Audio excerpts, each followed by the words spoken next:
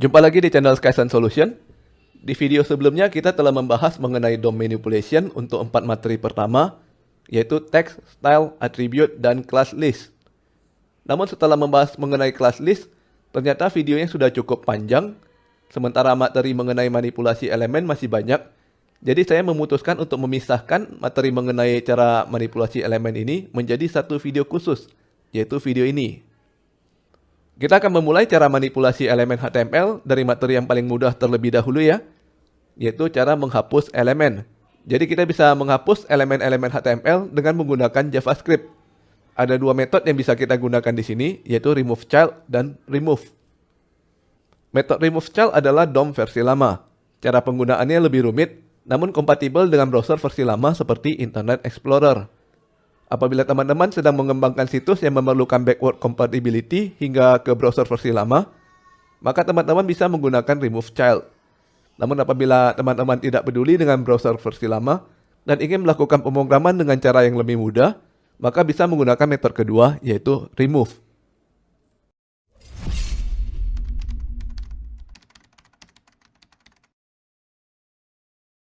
Kita langsung coba coding ya.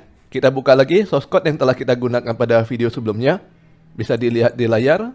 Source code-nya telah saya bersihkan dari coding sebelumnya ya. Kode HTML hanya mengandung attribute ID tanpa attribute class. Tidak ada CSS. Dan jumlah tag-nya sudah saya kurangi. Sedangkan kode JavaScript-nya kosong. Ini adalah hasilnya di layar. Pada bagian paling atas adalah judul halaman, kemudian diikuti oleh daftar angka, dan di bawahnya ada gambar. Kita akan mencoba untuk membuang tulisan daftar kedua.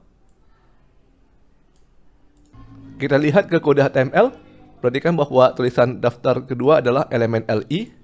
Kita akan mencoba untuk menghilangkan tulisan ini dengan menggunakan metode remove child. Untuk menggunakan metode ini sedikit lebih repot, karena kita mesti mengetahui terlebih dahulu parent dari elemen LI. Jadi kita mesti lihat lagi kode HTML-nya ya. Elemen LI ini berada di dalam elemen OL dengan ID numbers. Jadi elemen OL ini adalah parent-nya. Sekarang kita buka kode JavaScript.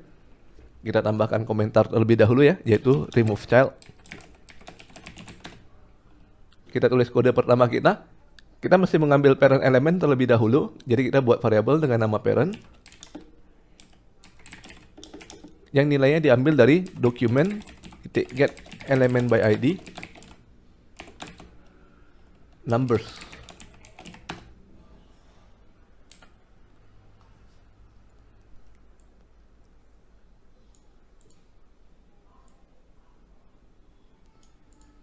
Kemudian kita mesti mengambil elemen yang hendak kita buang. Kalau kita lihat kembali ke elemen HTML, elemen LI daftar kedua tidak memiliki attribute ID. Apabila kita diperbolehkan untuk menambah attribute ID, maka kita tinggal memberikan ID unik dan mengambilnya menggunakan get element by ID. Namun apabila kita tidak mau menambahkan ID, maka solusi lainnya adalah menggunakan query selector. Kita buat variabel baru, child, yang isinya diambil dari parent.query selector. Di sini kita menggunakan selector dari bahasa CSS ya. Yang ingin kita ambil adalah elemen LI. Kemudian kita menggunakan pseudo class and of type dengan argumen angka 2. Ingat bahwa pada bahasa CSS, indeks dimulai dari angka 1, bukan dari angka 0. Dan langkah berikutnya adalah kita memanggil metode parent.remove child.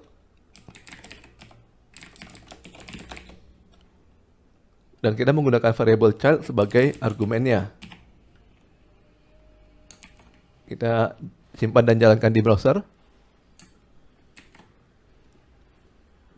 Dan sekarang tulisan daftar kedua hilang. Artinya kita sudah berhasil menghapus elemen HTML dengan menggunakan JavaScript.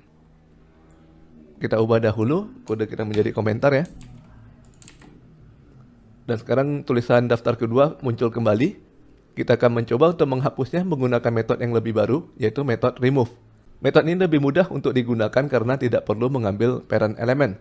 Namun metode ini tidak kompatibel dengan browser lama seperti Internet Explorer.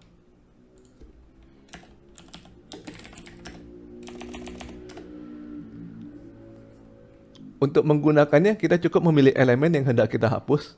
Kita gunakan query selector.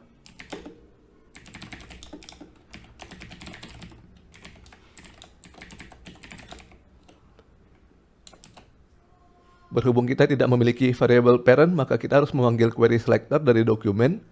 Pertama kita pilih ID numbers terlebih dahulu. Kemudian kita pilih elemen LI di dalam numbers. Dan kita gunakan pseudo class end of type. Dengan argumen 2.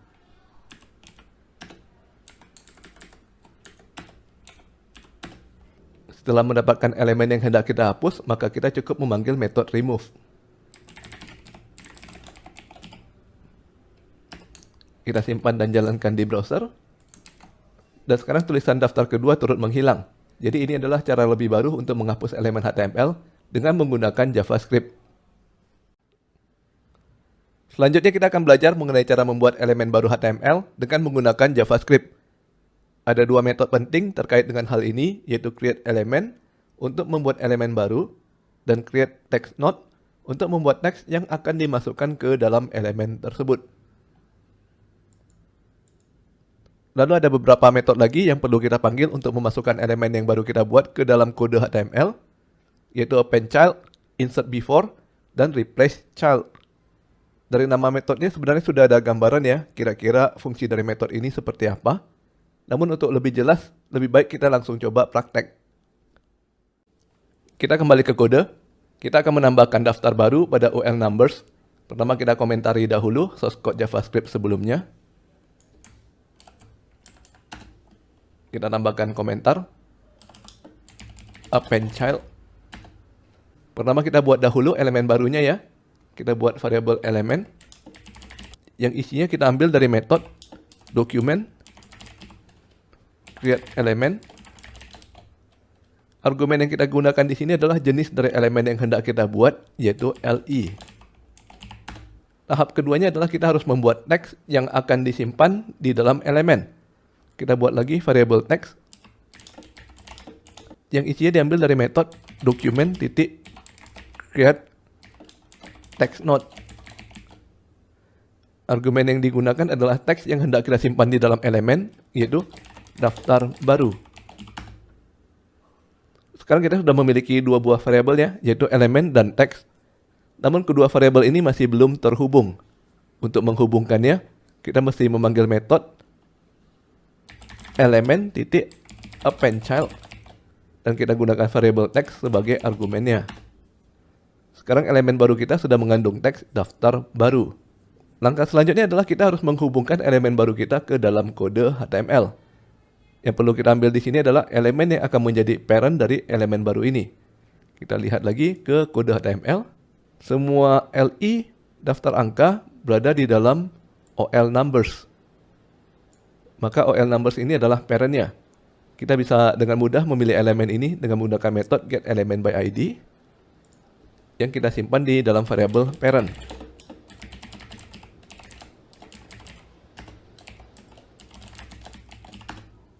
Ada beberapa metode yang bisa kita gunakan untuk menambahkan elemen baru ke dalam parent. Kita coba dari yang paling mudah terlebih dahulu ya, yaitu append child. Metode ini akan menambahkan elemen baru ke bagian paling akhir dari parent.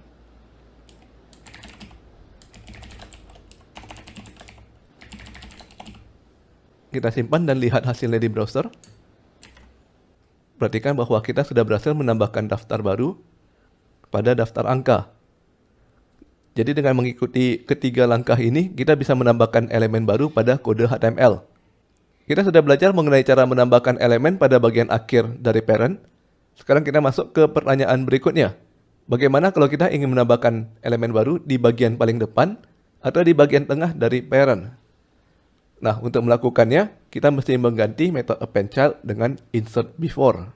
Sesuai dengan nama metodenya ya, insert before artinya kita hendak menambahkan elemen baru sebelum elemen tertentu. Tentunya kita mesti menentukan dahulu kita hendak menambahkan elemen barunya sebelum elemen yang mana. Kalau kita hendak menambahkan di bagian paling depan, artinya daftar baru harus berada sebelum daftar pertama. Untuk melakukannya kita mesti mengambil terlebih dahulu daftar pertama. Kita bisa melakukan seleksi elemen daftar pertama dengan menggunakan metode parent.querySelector.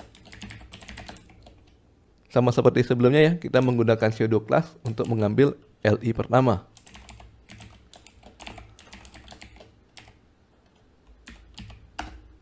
LI daftar pertama kita simpan dalam variabel sibling, dan kemudian kita panggil metodenya parent.insertBefore. Argumen pertama adalah elemen baru, sedangkan argumen kedua adalah elemen sibling yang merupakan posisi dari tempat kita memasukkan elemen barunya. Kita simpan dan refresh browser. Sekarang daftar baru sudah berada di bagian paling atas. Kalau kita ingin menggantinya menjadi sebelum daftar kedua, maka kita tinggal mengganti argumen end of type menjadi 2. Selanjutnya kita coba metode replace child. Sesuai dengan namanya ya, metode ini akan mengganti elemen yang kita pilih menjadi elemen baru. Kita copy saja metode insertBefore, dan kemudian kita ganti nama metodenya menjadi replace child.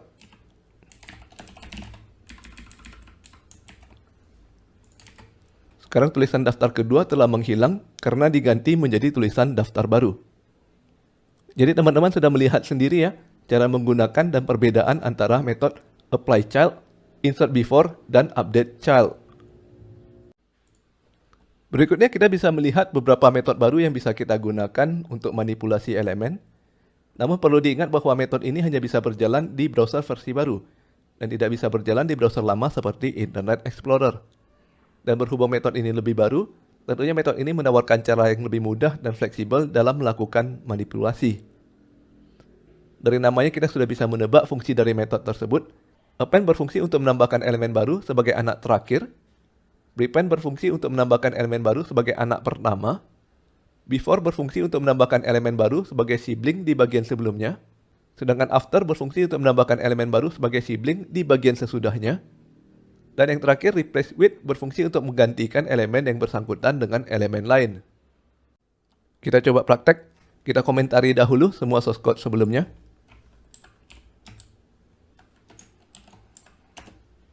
Kita kembali menambahkan tulisan daftar baru, namun kali ini kita menggunakan metode yang lebih baru. Sama seperti sebelumnya, untuk menambahkan elemen baru, kita mesti memanggil metode document.createElement.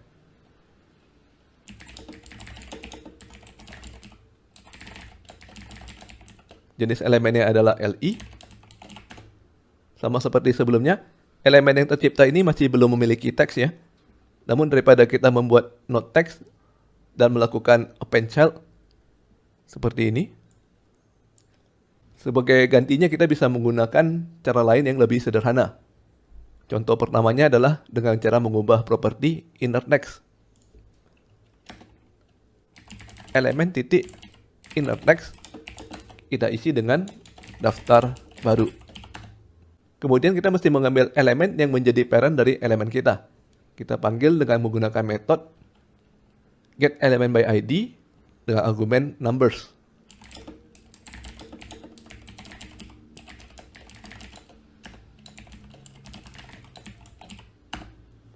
Lalu kita panggil metode parent.append dengan argumen elemen baru. Kalau kita lihat hasilnya di browser, sama seperti kode sebelumnya pada waktu kita menggunakan append child ya. Hanya saja di sini kita tidak membuat node text, melainkan langsung mengubah properti inner text sehingga kodenya menjadi lebih sederhana. Kelebihan dari metode append ini adalah argumen yang kita berikan tidak harus berupa node. Kita bisa saja menggunakan tipe data string sebagai argumen. Sebagai contoh, kita append string Skyson.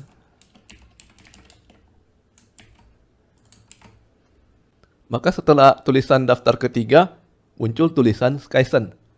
Kalau kita perhatikan lagi source code-nya,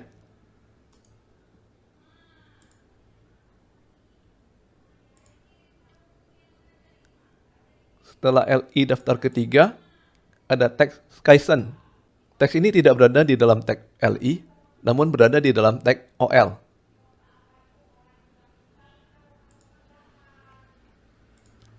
Berbeda dengan metode append child ya.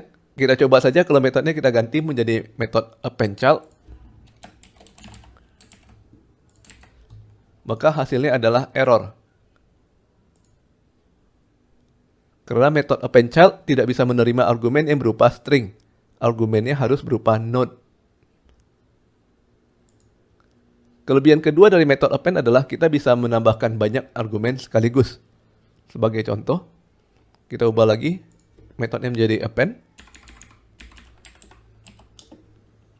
Lalu kita tambahkan argumen kedua yaitu solution.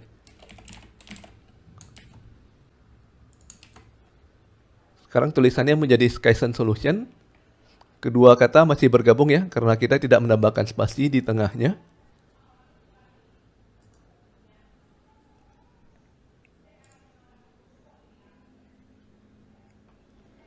Perhatikan bahwa semua argumen yang kita kirimkan ke metode append akan ditambahkan satu persatu di bagian akhir dari tag OL.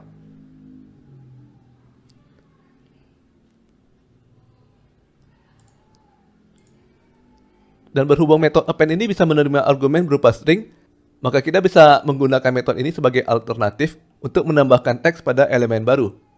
Jadi kita bisa mengganti kode yang tadinya menggunakan inner text ini menjadi memanggil metode append.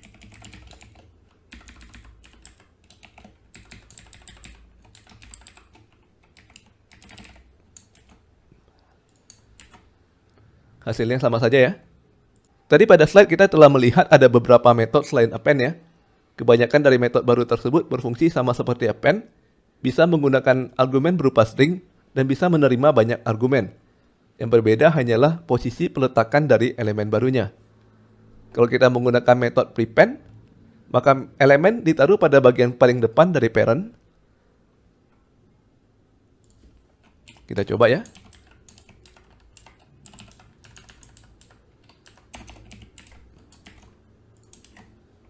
Maka daftar baru berada di dalam OL di bagian paling depannya.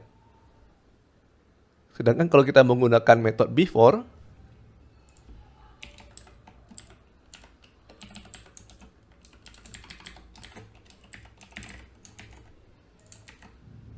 maka elemen baru dituliskan sebelum tag parent dan berada di luar tagnya sehingga berperan sebagai saudara atau sibling. Perhatikan sebagai hasilnya, tulisan daftar baru berada di luar daftar angka lainnya. Dan kalau kita lihat di kode HTML-nya,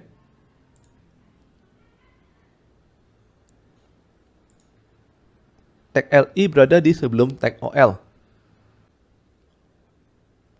Oleh karena itu, untuk menggunakan metode before dan after, kita tidak boleh memilih parent-nya. Yang perlu kita pilih adalah sibling-nya. Sebagai contoh, kita pilih tulisan daftar kedua.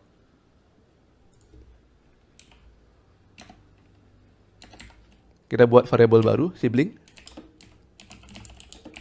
yang kita ambil dari query selector.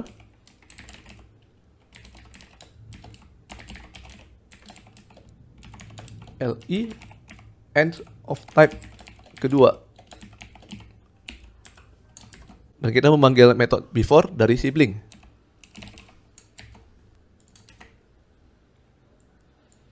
Maka daftar baru berada sebelum daftar kedua. Sedangkan kalau metodenya kita ganti menjadi after,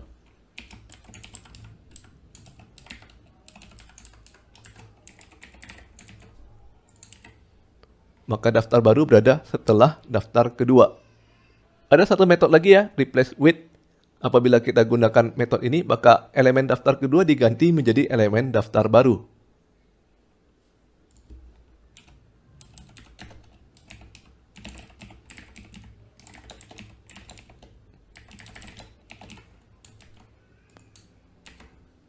Dan perhatikan juga bahwa replace with bisa kita gunakan dengan argumen berupa string. Jadi kalau elemen kita diganti menjadi string Skysen,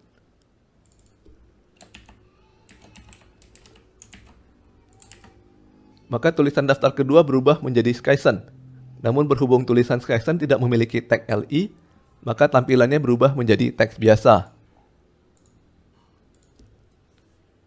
Oke, sampai di sini dulu video kita kali ini. Bagi yang ingin mengunduh source code dari video ini bisa melihat deskripsi pada video.